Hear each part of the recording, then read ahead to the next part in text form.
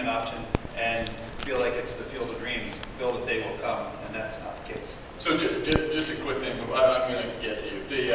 Just in case no one knows what the blockchain is, it's a ledger of every transaction that's ever happened in Bitcoin, and a new block is added approximately every 10 minutes based off of the mining protocol. So that's like a very quick way of... So Adam, can we add to that? Yes. It's the really big, cool piece of technology Cool thing. that's covered up by this word called Bitcoin. If you took Bitcoin away and we only talked blockchain in the next 50 years might alter the way every single public company is accounted for, how corporations are built, how identity of citizens are managed. Blockchain is a really big thing. It's the ability to add facts to the internet. Yeah, I think in terms of adoption, we also need time. Basically, Bitcoin was invented just 5 years ago, and we don't want like adoption coming from the top down. We want it to coming from bottom up, where people adopt Bitcoin because it's simply better. And because it needs to be simply better, we need to wait for all these startups and businesses providing solutions that are simply better. And that takes time because we also need to build out the infrastructure. There's a lot of hardware that needs to be built. And I think we've come incredibly far just in 5 years. And it's probably going to take 3 to 5 years before we kind of hit those mass adoption, 1 billion users. I think if compared to the internet, it took also 10 years. So we simply also just need to basically wait and be patient and have the entrepreneurs go out there and build these startups and make it work and make it nice. Yeah, one of the things that you sort of bring up is the need aspect. Like right now, there are a lot of like nice to haves with Bitcoin, but like the concept where Bitcoin is actually useful for mass adoption. And I sort of think about it like the United States is actually one of the worst places that like personally, this is what I believe. I think the U.S. like the argument about Visa, like technically we're digital already. Like my money is digital. I have my blockchain is my bank. Which isn't necessarily the most efficient or effective, but it is. And so, sort of, where do you think that this technology will be most useful? I guess is what I'm getting to. Because we're already 93% digital in the United States as far as our money, but elsewhere, where do you think this need will come? If I'd like to start hitting on that one. I had the possibility of living in Buenos Aires in Argentina for 1.5 years. And for people who don't know, in Argentina at the moment you have a lot of inflation, around 20-30% inflation, and the locals cannot do international money transfers with bank transfers around the world. But with Bitcoin they can. So when you have kind of these countries where it's locked down and a lot of inflation, there's just immense possibilities for having a currency where individuals can choose for themselves what they want to do with the money, and where it's not opposed by them what they should do with their money. So there's a lot of use cases in a lot of these countries. Argentina is just an example, but many other countries. Yeah, I think I totally agree with Jacob. In Argentina, the government basically has capital controls, and they prevent their citizens from being able to convert their peso to a dollar. They prevent their citizens from being able to convert a peso to gold or stocks, and then they devalue the peso, and they continue to kind of destroy the wealth of that currency. So in terms of a store of value, I think Argentina is probably one of the most dense communities of Bitcoin users in anywhere around the world. And what you're seeing is people actually choosing to store their value in Bitcoin with the hope that eventually they're going to be able to use Bitcoin as a vehicle that serves as a way to facilitate value transfer from whether it's international trade settlements or remittances, or being able to invest in other assets around the world that may or may not be on a blockchain. And these are things that are all going to be built. It's just going to take time. Right now, it's analogous to us comparing Bitcoin today is analogous to people comparing, or looking at the internet in 1992, where 1992 the average internet user used the internet for 1 hour per week, and there was about 3 million users on AOL. There was really nothing to do online. Well, today there's really not much you can do with Bitcoin. I There's some interesting novel things that use cases that you can use Bitcoin for, but eventually we will have more applications that are built that just make it much more easier to do the end goal of what you're trying to do, whether it's an international remittance or a merchant payment or whatever it is. And I think Bitcoin is going to build prevalence and blockchain technology will as well. So I guess I'll echo something George Gilder said last week at Bitcoin Congress.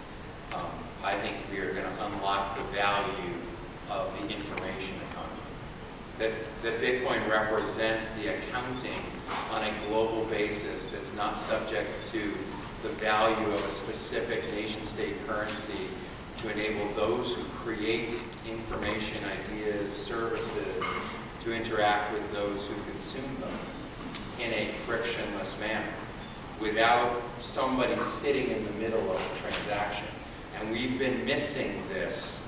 So today, we don't have an efficient internet. We have ads. It's very hard for somebody to actually have a business that through publishing or microtransactions creates consumption. And we're seeing the very first sparks, whether it's the mechanisms of tipping, whether it's the mechanisms of micropayments, whether it's the mechanisms of the security that naturally comes with really good identity, etc. So there's the move that goes from the valuation of Facebook at $300 a subscriber. Really? So your entire lifetime's output of all your kids' experiences, multimedia, etc., is only worth a couple bucks? I think there's more there. There's somehow the creative output of the population at large as we move to a knowledge-based economy and the knowledge in people's heads, and how do we compensate the knowledge-based economy? Bitcoin is the method of transaction to fuel the actual emergence of a knowledge-based economy globally. And I think that's really what drives this. We're a little lost right now trying to buy coffees at Starbucks. And coffees at Starbucks actually, swiping my Amex card and I walk away from the terminal works pretty well. And I actually like changing my mind about what kind of coffee I drink every day. I don't need exactly pre-known before I walk in and making my coffee. It seems it's a little bit overcooked in my opinion. Interestingly, the Starbucks app has absolutely nailed the use case. The way that I use that QR code reader, and it does the rewards, and it ties all that together. Brilliant, absolutely brilliant the way they've done it. But back to Adam's original question, you're talking about what developing nations, what are the use cases? I'm sorry, I'm a geek programmer and recovering, but I always think use cases. So what's the use case? Southeast Asia. Women in Southeast Asia can't easily buy things on Western websites because they don't have credit cards that will work. Bitcoin's a great use case for that. But now we have the chicken and egg problem. How do we get Bitcoins in the hands of the shoppers? How do we get the merchants to adopt it? So it's going to be strategic. It's really a lot of education on companies like GoCoin going out there and evangelizing it and teaching merchants how they have to think differently. Because what we have is a new generation that's coming in and they don't want to put their credit card down on a website. I have to explain constantly to merchants, you want recurring. In LA, there's a lot of entertainment companies. They want recurring. I said, that's not this consumer. They don't want to give you their credentials so that you can run their credit card again and again and again. They want to opt in. And so when we can start to solve some of those problems and get the merchants to think differently and to change their checkout processes, or game developers to build games where you want to open up a world for 25 cents, and now you can just put a payment wall up and boom, you're right in. Those are the things that are going to drive the adoption. Yeah, we're up again back to the U.S. sort of being a lucky, efficient payment structure. Like I heard that in Latin America, they actually, e-commerce in the U.S. is actually pretty easy, even though you do have to type in your credit card information and all that stuff. It's like you type it in and it works. They actually deliver packages to your door and then you exchange with a check or Cash on delivery. Cash on delivery. And they don't actually have the credit system that we have. So it's like that blew my mind that that didn't exist everywhere, because it was just like one of those glass-breaking moments that Bitcoin finally brings everyone up to the same level, which was exciting to me. Okay, so we've been sort of tiptoeing, like mass adoption is a problem in Bitcoin. There are a couple other problems in Bitcoin. I was just wondering what we have like a whole slew of problems being solved by the people on this panel. Of what do you think the biggest problems in Bitcoin right now are today? I'll take that one. Sure. By far, it's hoarding. People buy Bitcoin for storage of value, and they're going to get rich because They read these articles about Bitcoin going to $10,000, and that's one of the reasons they buy it. I try to get people to not only have some stored away, squirrel away and keep accumulating, but keep transacting with it. I look for where I can buy things because the people hoarding are actually damaging the currency because they're not using it and exercising it and evangelizing it and getting more people to see the value of it because it does have tremendous value. The biggest risk there is by hoarding it and not spending it, you have what we call sort of the stillborn problem. You come to a merchant, you get them all excited, get them convinced to take Bitcoin, and they go to Reddit and they put the posts out and they do their press release and they get a spike of transactions, and then it just goes away. Because it's like working out. You need to consistently stay with it, keep yourself relevant, and keep in the conversation. So what we need to do is give Bitcoins to the kids. Absolutely. Because they won't hoard it. They'll spend the stuff faster when it comes in the door, right? I mean, I have a couple teenagers. That would be fantastic. So maybe what we need to do is stop targeting products at the older adults and just go after teenagers because teenagers don't have credit cards. And yet Bitcoin is a cash mechanism. I think, as I said in my presentation, I think one of the key tasks here is also to make it easy. This is not how do we get as good as a mag stripe transaction. No, this is the modernization of commercial activity on the internet. So how do we make it better? And how do we make it so that our stuff will spend our money? Because there's great opportunity. We haven't really thought through the pieces yet. So what if you had a printer that could order cartridges? Dude, your printer knows it's empty. HP's new feature, we'll text you your cartridge is almost empty. Excuse me, how about just order the cartridge when it's empty? Right? Send me a text for confirmation. So what I want is a multi-sig transaction of my printer spending money to buy cartridges, multi-sigs to my phone, so it just confirms. So you don't want to spend the money, you don't have to spend it, but your phone, your PC will just buy your cartridges for you. What's a printer? Yeah. Yeah. No, printers, they still know about this. Scan, sign things is actually kind of funny. So I think there's plenty of different pain points in Bitcoin today. If you look at all the projects in the world, the project that's attracting the most human capital as far as people in the world is Bitcoin. And it's just the people pouring into it from other industries. It's the sharpest people in the world that are working on these problems. What we do is we're trying to figure out ways to solve pain points for businesses in the Bitcoin space. So we're working with merchant services providers, and we want to work with this blockchain printer application company and figure out a way for them to do their job better and them to be able to either get in, get out, and trade easier, cheaper, and be able to do it in multiple different currency pairs so that they can go and attract and solve problems for their customer base, wherever that is. So it's really interesting. You're in a hot market when you go and sell a customer and they ask you for a job. Yeah. Not outing anybody, but it's happened a couple of times. I would only add to what Avish is saying, that it's really the problem right now that we need to build the ecosystem. But luckily there are so many startups that are already attacking that. And I think, for example, you look at GitHub repositories, it's one of the most trending topics at the moment, just all these developers jumping into Bitcoin because there are so many possibilities. Then, of course, being a security company within space, one of the problems that needs to be solved is also just security and helping exchanges, wallets, and end users keep their Bitcoin secure. And a lot of businesses are tackling that, and I'm sure that it will be a lot better within a short time. I remember back in 2011, I bought my first Bitcoin, and that back then there was an exchange called Mt. Gox, which luckily doesn't exist anymore.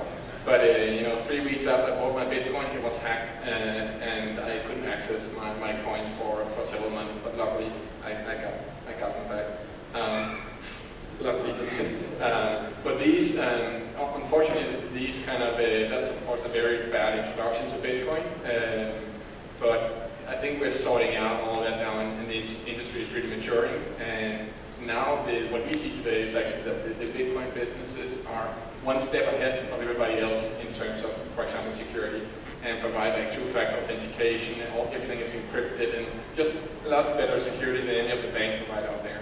So, and that has come just by demand from users and by the industry maturing. Yeah, I think the Mt. Gox example is an example of like Bitcoin having a really bad marketing problem. Like that people still point at that, banks are still pointing at that if you don't have a bank account yet.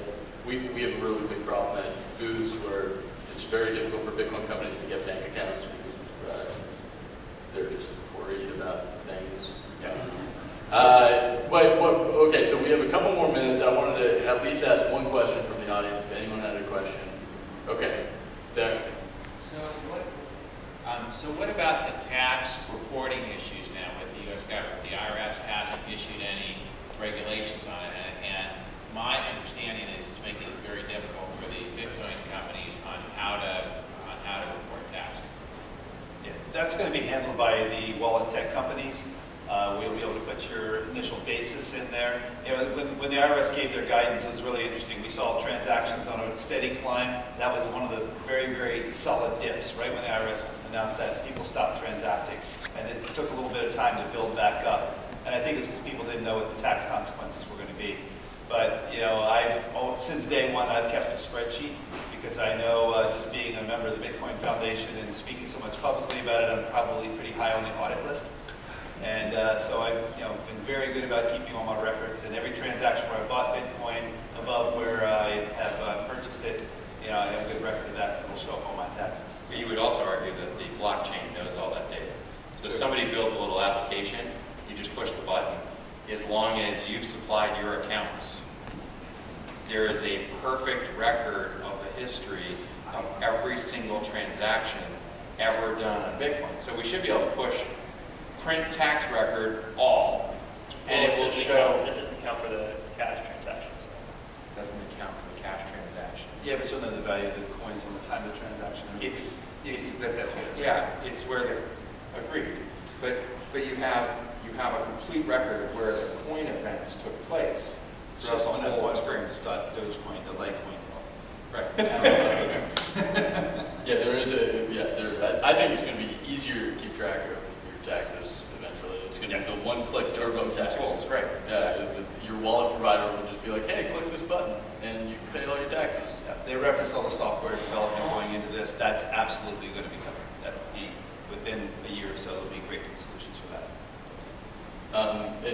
We have time for one more. Yes, thanks for the interesting insights. So I have a two-pronged question, if I may. The first one is this is about cryptocurrencies, and of course the buzz and the volumes are mostly around Bitcoin. What do you think about the other coins that may be relying on different, better, more secure, more flexible algorithms, not just for the user but also for the merchant? And the other part of the question is what do you think are the mining investment opportunities around mining coins?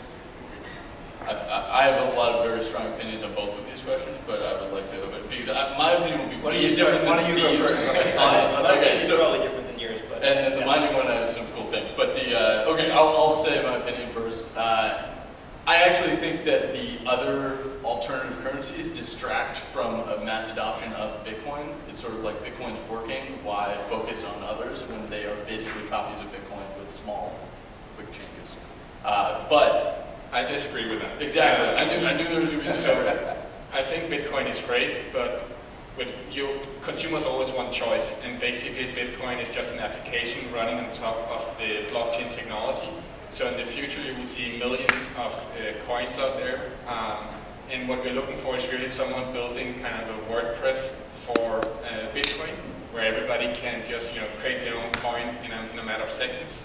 And then each business, each community, each individual would have their own block, their own coin. And Bitcoin will kind of learn from all of these coins and take out the best properties and incorporate it into the Bitcoin protocol.